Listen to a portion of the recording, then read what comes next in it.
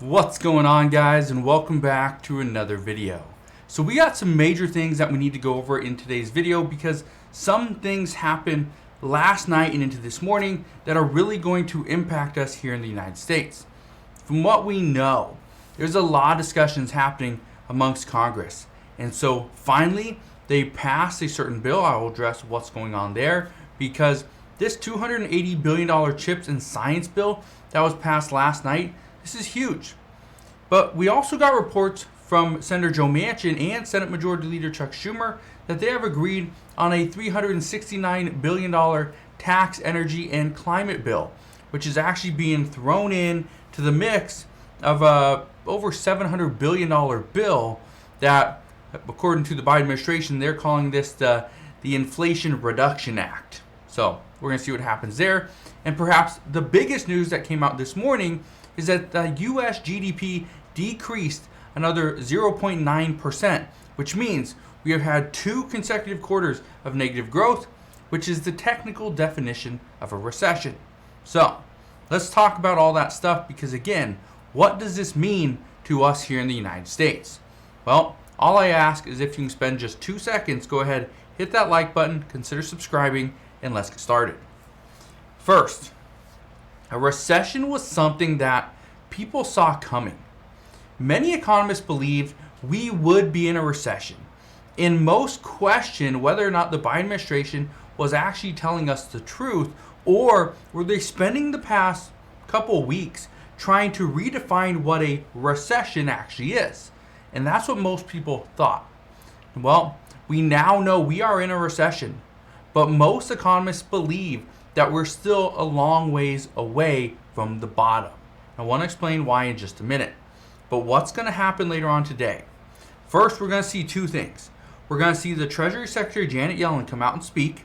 We're also going to see President Biden speak as well. Now, what they say, it may matter, it may not, because the American people are already skeptical about spending money because they feel like inflation is just running away. Their dollar doesn't go as far as it used to, and, well, the economy is not looking as strong as many people say it is. But here's the reason why. Many economists believe that we still have a ways to go down. Well, here's what I can tell you. If we see inflation stay high, okay, which is expected, this is also what Treasury Secretary Janet Yellen said over the past 3 months, is that we expect inflation is going to stay high for most of 2022 and probably into 2023. Well, if inflation stays high, we are going to get more interest rate hikes from the Federal Reserve in an attempt to bring them down. Okay, well, by raising interest rates, this is actually going to cause businesses to not grow as much, so they're going to actually have more layoffs or additional layoffs. This is going to cause unemployment to increase. This will cause consumers to spend less money, which ultimately will lead to a larger decrease in GDP, which means we are going to be in a deeper recession. Again, there are some economists that say this recession will be slight. I want to touch on this because the economists that are saying this recession will be slight, what's going to happen according to reports is the recession is going to go, it's going to be quick. It's going to be like the one that we had back in 2020 when the pandemic first started. We see a steep decline and then we just ramp back up. That's what they're expecting. Now, I don't see that actually happening. I think we're going to see just a recession. We're going to go dip into a recession and we're going to hold there for a little bit. I don't think we're just going to bounce back like we did in 2020. But let me know your thoughts down in the comment section below. Now, here's what I can tell you. What's likely to happen later on today is President Biden is going to come out and he's going to say, even though the numbers came in at negative 0.9%, these numbers will be revised. And he's right, these numbers will be revised, but it does not mean it will pull us out of a technical recession. So, he's likely to call out the fact that we can't call it a recession just yet, but just understand this is technically a recession. Now, what's most troubling about everything that's going on right now is that the Fed is going to have a very tough time dealing with inflation while at the same time trying not to push the U.S. into a deeper recession. And this is what the Biden administration has said, that they are going to just let the Federal Reserve do their job. But I have a feeling the Biden administration is going to try to step in, because if they don't, and we do fall into a deep recession right before a midterm election, this is not a good sign. So we'll see what happens there. Something else that did happen today, though, or actually yesterday, I want to talk about this Inflation Reduction Act of 2022. This actually has billions of dollars in spending. Billions of dollars in spending. Hundreds of billions of dollars in spending.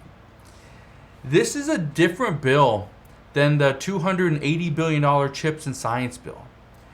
Estimates are currently showing that this bill will bring in roughly $739 billion in revenue. And the goal with this is just to stabilize prices and move away from inflation. Again, it's the Inflation Reduction Act of 2022. But what's included in this bill? Well, here's what we know. And again, I've talked about a little bit of some of the stuff that's in here just the other day, but I want to go over it again with a little more details, because we are starting to get more details. This is going to bring in, okay? It's going to bring in billions of dollars, but how? The first thing is the 15% corporate minimum tax on companies larger than $1 billion in size. The expectation is that this is going to bring in about $313 billion. We know there's going to be a larger IRS budget. This is going to bring in roughly $124 billion. And the way the IRS is going to get more money is simple. They're going to tax more people. They're going to go after tax cheats, or those that are not paying their fair share. That's at least according to reports. But what we also have heard about a year ago was, if the IRS gets more funding, what's going to happen is they're going to go after the lower and middle income households, because they have an easier tax return to look through, which means they're not going to go after the big guys, the richest people in the United States. That's not who they're going to go after, because their tax returns are a little more complex. So again, that's troubling. But let's talk about that $369 billion investment into lowering energy costs. Because we're not just lowering energy costs, we're also reducing carbon emissions by at least 40% in 2030. The elimination, of the vehicle credit, or the vehicles eligible for a credit, this is huge, because what was originally the provision was you could sell up to 200,000 vehicles and get a tax credit. Now, that Tesla was already at the limit. Tesla was pushed there very quickly. I think there's another company that was there as well. But by eliminating the number of vehicles that are eligible for this credit, that means more people are now eligible, which more people can go and get an electric vehicle. Now, I know what you're thinking. Does it really make sense to go and buy an electric vehicle if they are $70,000 to $80,000? In many cases, no. But is this going to help climate? Yes, it is. Now, here's what we know. You could get up to $7,500 if your yearly income is below $300,000 for couples, or $150,000 for individuals for the year that you buy the vehicle. However, there is a limit on the value of the vehicle. It is $80,000 for vans, SUVs, and trucks. It's $50,000 for cars. Now, that's a big deal, because are Teslas more expensive than $50,000? Yeah. Is there kind of SUV van? I think it's an SUV. Is that more than $80,000? Yeah. They're upwards of $100,000. So you are going to get a $7,500 credit, credit. But again, the vehicle you buy is going to be more expensive. So right now, this bill is kind of catered to the other companies, not really Tesla. There's also other benefits to this bill. There's a $64 billion investment into the Affordable Care Act subsidies and getting these extended.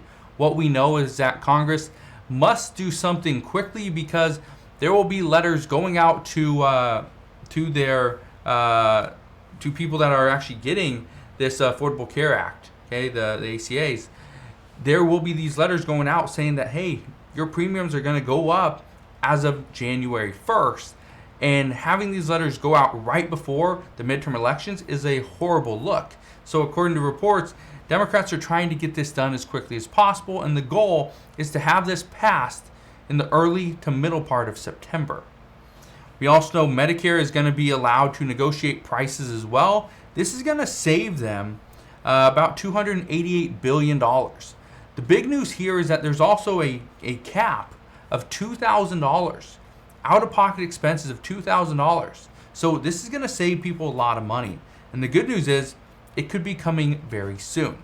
One thing I can tell you is there's a lot of stuff going on right now, a lot of discussions, and these discussions are happening because, again, all reports are indicating that Democrats are going to lose mightily in the midterm elections. They're going to lose the House. They will lose the Senate as well. And if they lose both houses, they lose both of these, and President Biden is going to try to get something done, it is going to be almost impossible. Almost impossible. All right? So that's what we know at this time. As always, as we know more, I promise I'll come back on and share all latest news and updates. Again, just want to thank you guys for watching. Have a wonderful rest of your day. Consider subscribing, and I'll see you guys on the next one.